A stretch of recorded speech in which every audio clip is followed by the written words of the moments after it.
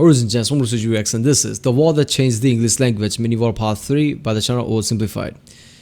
Yeah, this is a mini war series from OverSimplified. We did already the Falklands, Emu War, and now the War That Changed the English Language. I guess going to talk about Normans, right? Because that's, Duke of Normandy. That's the key changing point, I guess, 11th century or something, in which, right now, third of the English people can trace their lineage back to the Duke of Normandy or something, so that could be it. But I guess we'll see. Remember, this is oversimplified video, right? So that's why the checkered box is there. I said this in the previous videos, but, I'm going to say it again. I mean, people still have issues with this, that I don't care about content ID claim, right? But in the past, my channel wasn't monetized, because I had still content ID claims on my channel, right? When I removed all those content ID claim videos, then my channel got monetized. You hear stories of some channels that are have good enough 1,000 subscribers, and they are monetized, but suddenly one day they are not, without any reason given. So I don't want to end up in that situation, and my experience is telling me to not have any content ID claim on my channel. That's why I'm putting checkered box there. When it comes to YouTube algorithm doesn't check properly, like which is fair use and which is not, right? Reaction, if you give good enough reaction, like let's say this is 12-minute video, so if I give 20-minute video of a reaction, that is considered fair use, right? So, but YouTube algorithm is still a bit weird on that front, so I have to put checkered box there. I mean, if some channel tells me not to react, I would not react to that channel. So it's not that content ID is the issue, but content ID sometimes makes the channel demonetized. That's the problem here. So yeah, and I'm not getting much for this anyway. I get a few hundred views or 1,000 views, so I'm getting $1 a video. That's like nothing. But I like to be monetized on my channel. I don't want to be demonetized, because then the algorithm also doesn't post the video of certain people. If your channel is demonetized, your video also gets suggested less or something like that. I don't know how YouTube algorithm works, but these are the things that floats out there. Like, this is how the algorithm works, and I'm kind of scared of it. So yeah, let's do this one. This video was made possible by Skillshare, an online learning community with over 17,000 classes in just about anything you can imagine. Keep watching until the end of the video to learn how you can get your first 2 months for free. England in the Middle Ages. The sun is shining, the birds are singing, the children are playing in the village square. What a wonderful time to be alive! Hey, you're dying of dysentery. And also are being raided by Vikings. What an awful time to be alive! It's the year 900. Europe is a Viking's wet dream. Raids galore. Hey, you want to go raid Paris? Okay. That particular raid didn't go too well, but the King of the Franks said, "You guys are pretty tough and scary. How about we give you land in northern France, and in return, you protect us from other Vikings?" And it was agreed. The Vikings set up the Duchy of Normandy, and then they went full-on French, converting to Christianity, learning the language, and making babies with the locals. England also had its fair share of Viking problems. In the 800s, Danish Vikings had conquered most of the country, but the Anglo-Saxons eventually managed to kick them out, although they left behind a bunch of Viking settlers. Now this guy's king. He sucks. Replace him with his brother. And he was like, "Hey baby, how you doing?" and had a son, and then turned around and was like, "Hey baby, how you doing?" and had another son. And then he died and no one was sure which son to make king. This one, because he's older. Not if I have anything to do with it. That works for us too. Then he grew up and married the Duke of Normandy's daughter and had a bunch of kids. Remember this one. He's important. Then his advisors came to him and said, "Hey man, all those Viking settlers that are living here, they might band together and kill you. Well then why don't we kill them first?" And so it was. This Yeah, you know what? I never thought of that, but yeah, Normans are Vikings, right? Damn, I remember hearing that somewhere, but I don't know, that detail glossed over my head. Every time I think of Normans, I always think they have, Franks, basically, French people. But no, they were Vikings that came there and then called themselves Normans. Damn, so I guess British people are Vikings in a way, right? Damn, I never thought of that. Pissed off the Danish king, who launched an invasion, and the Vikings conquered England once again. Then the Anglo-Saxons unconquered it, then the Vikings reconquered it. The king's family had to go into exile, including Edward. Remember him? He went to Normandy where he lived for 30 years. He and his brother Alfred tried to return to England to retake the throne from the Vikings, but they were betrayed by the Earl of Wessex, who said, "Hey friend, I'll take you to London where all the nobles are waiting to make you king. Oh no, look out, red hot poker in the eyes. I can't see. And thus you can't be king." Edward then escaped back to Normandy. After a few more Viking kings came and went, one finally died without an heir, and Edward was called back to England where he became king. And that's where our story begins. Battle of Hastings. Here's the thing about becoming a king in the Middle Ages. Often your entire country won't support you at first. You can be vulnerable to rebellions, and it's up to you to take control. Fortunately for Edward, there was already a super powerful guy who had a lot of control over England, and if Edward could get his support, then England would... Yeah, in that time, basically, it was like the seat, seat of a king had power, right? Not the particular person. So some person is along the way to become a king. There are lots of different areas of the group who try to prevent that by killing the guy somehow, revolting, trying to assassinate and whatever, any means necessary. But when he becomes a king, it's like, he's a king. Now you can't touch him. Be his. Who is this guy? Oh, piss, it's the guy who gave my brother the red-hot poker in the eyes. After an awkward moment where Edward exiled Godwin from the country, he eventually had to give in and let him keep his earldom, possibly after Godwin gave him a bunch of gold and said he was very, very sorry. King Edward also married Godwin's daughter. Then Godwin died, and his massive fortune was passed down to his son. Look at his face. He's not happy about any of this. Who all became earls. In particular, this one became the new Earl of Wessex. Harold Godwinson was now King Edward's brother-in-law. He was a close advisor to the king, a brave warrior who had proven himself in battle against the Welsh, and in many ways he was almost like a co-king. Edward got old and he's on his deathbed. Possibly for religious reasons, or maybe because he wasn't happy about having to marry her, he didn't boink his wife, and as a result has no kids. I think it's because he saw his brother's face every time he's thinking about even boinking her. Like, your father is the reason that, my brother is not around. He was blind and died something. Meaning there's no obvious heir to the throne. Meaning I'm gonna be king. He does have a grandnephew, it could be him. Nah. Now let's go with me. Just one problem. I mentioned that Edward's mother was a Norman. Edward grew up in Normandy, and he had a lot of Norman friends. The current Duke of Normandy was William the Bastard. Why was he called the Bastard? One day his father was sneaking out of his castle when his advisors said, "Where are you going?" To the tanner's shop? Why? To get a tan. There you go. But that was a lie. Firstly, because tanners give you leather, not tans, and secondly, because he was really going to see the tanner's daughter. One thing leads to another, and out comes baby William, born out of wedlock. Thus, an absolute bastard. I mean, he didn't need to clarify what bastard means, right? I think people who watch historical videos would know what bastard means. He just went into whole detail why was he called bastard. I think it's in the name. His father died when William was 7 or 8, and he became the new Duke. He spent most of his childhood narrowly avoiding assassination, which probably turned him into the big balls tough guy he's remembered as today. In 1051, the town of Alençon tried to rebel against him, and the townspeople beat on dead animal skins as an insult to his commoner mother. William was furious, and he responded by, well, let's just say it wasn't pretty. That's the kind of guy we're dealing with here. You're gonna go against the leader, Duke, King, whatever of your place, and just try to disrespect his mother. Of course, he's gonna kill you all. And we know William the Conqueror, how big he was. Edward were good friends, and Edward allegedly promised that William could have the English throne after him.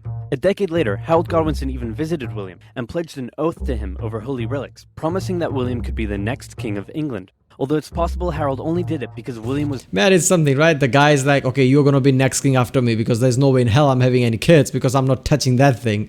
holding his family hostage. So when William heard that the king was on his deathbed, he said, "Hooray, I'm gonna be king." So now you have two extremely powerful men who both think they're about to become the next king. But wait. This guy is the king of Norway. He spent most of his life as a warrior for hire, fighting for whoever would give him the most gold. You name a place, he probably fought a war there. Poland? Yep. Estonia? Yep. Against pirates in the Mediterranean? Yep. The Holy Lands? Sicily? And Bulgaria? Yep. He got crazy rich off the back of it and was swimming in gold. Then he returned home and became king. One of the previous Norwegian kings had made an agreement with one of England's Viking kings, saying that when that Viking king died, the king of Norway would get the English throne. Hardrada felt that because of this agreement, he was now entitled to the English throne. He was also eager to go on one last big conquest that would turn him into a legend. So when he got word that Edward was on his deathbed, he thought, I'm going to invade England, and then I'm going to be king. So now we have three extremely powerful men who all think they're about to become the next king of England, and that means somebody's probably about to get hurt. Back in England, Harold Godwinson is watching over the dying King Edward. Suddenly, he comes out with a shocking announcement. Hey, everyone, gather in. That's it. Come closer. Don't be shy. Okay, so I've got bad news. The king is dead. I know, very sad. But good news. He said that I should be the next king. So, hooray for me. And, he said that if he once told anyone else they could be king, that he doesn't like them anymore, and they should just stay in Normandy. And also he said that no one should ask any further questions. Okay, good talk. Go do whatever it is you do. Usually it took months of preparation to crown a new king, but Harold rushed it and he had himself crowned the same day King Edward was buried. In Normandy, William's advisors came to him and said, "Hey, Big Willie." I'm imagining, I know he put box there, right? Box. But I'm imagining him, shouting from the window there, "Hey, everybody, gather on here." Bad news, Harold Godwinson has taken the English throne, and William was furious. So he sent an envoy to Harold who said, "William says you stole the throne and demands you immediately return it to him." Let me think about that. No. No. He said no. That bastard. Wait, I thought you were the bastard. Dude. Uncool. Uncool. William immediately began gathering his armies together and preparing for an invasion of England.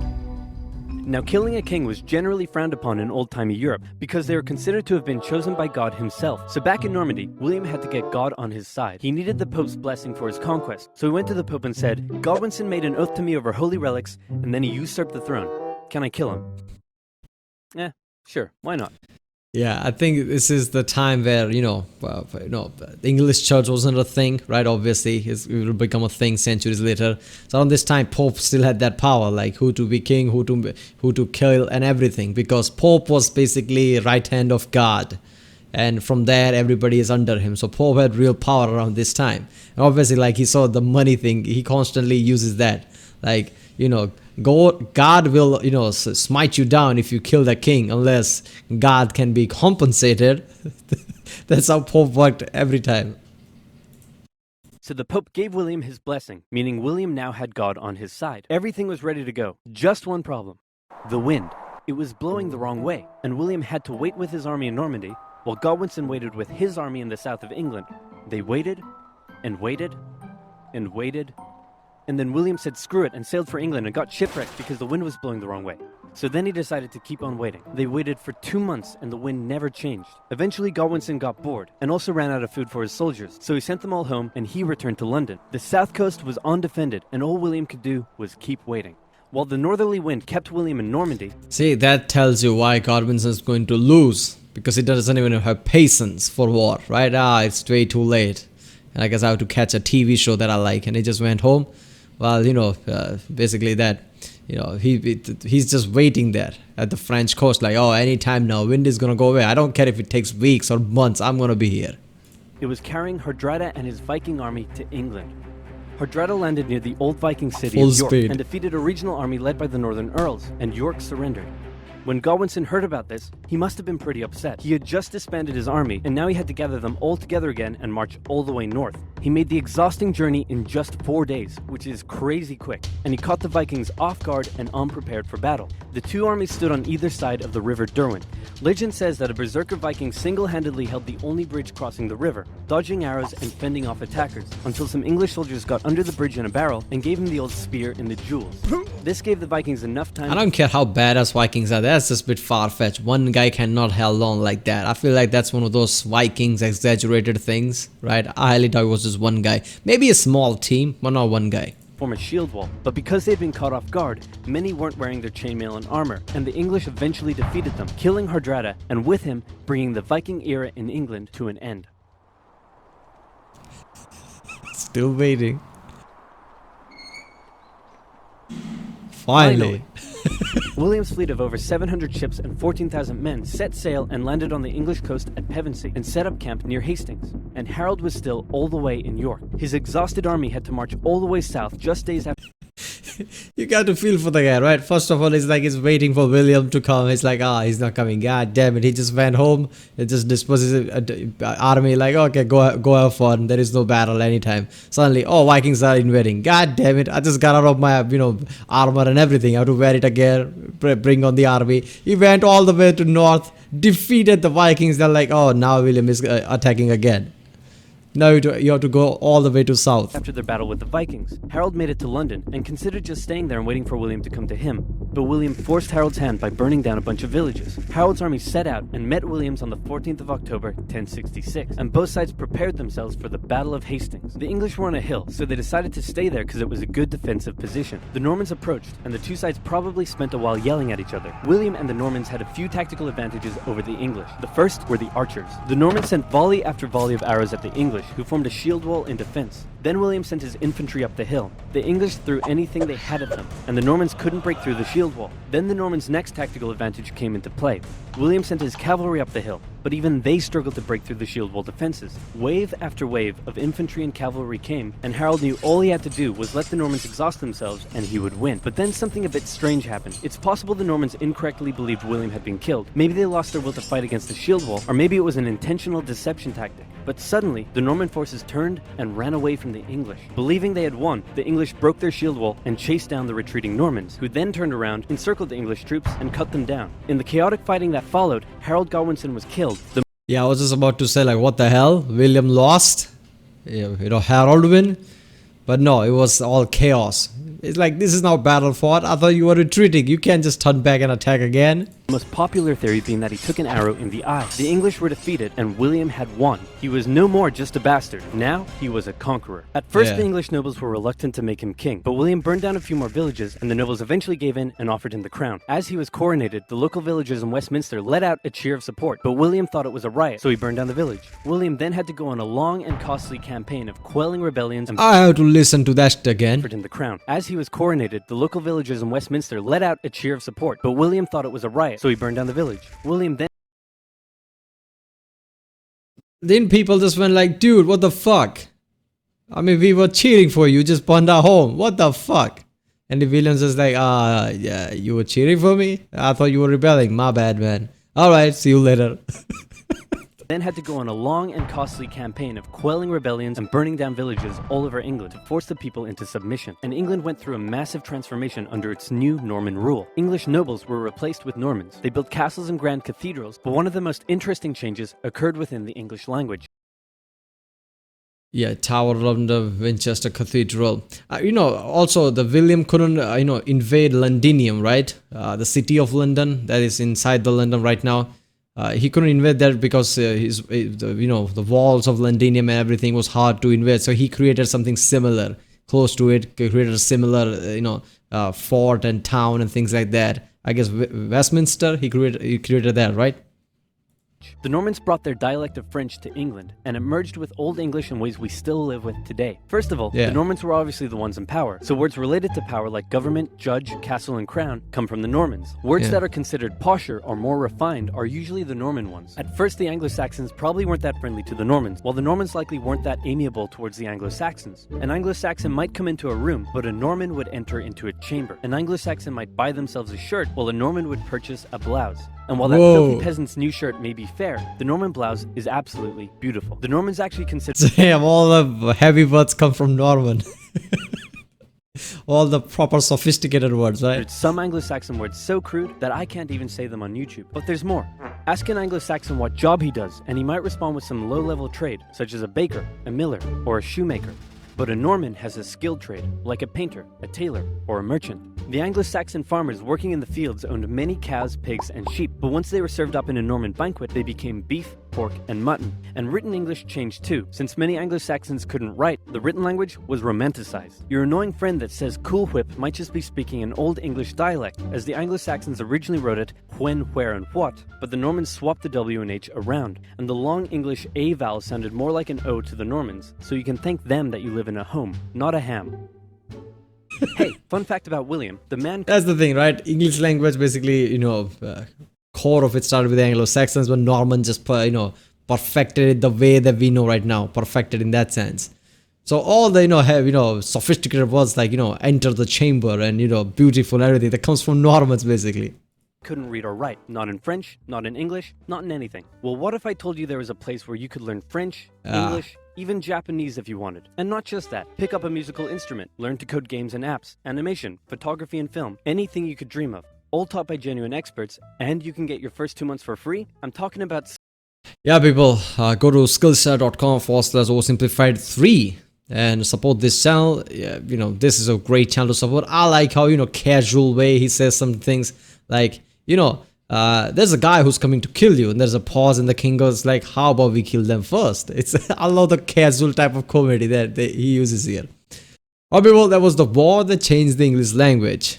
I kind of knew that because, of course, it has to be the William the Conqueror, because he changed the entire landscape of England, right? The thought of the people can trace their lineage back to him or something like that.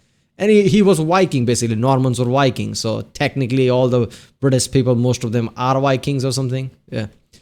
Alright people, if you like my reaction, don't forget to like and subscribe. Check out the reaction, there's a link in the description. Check out the cast with the different playlists.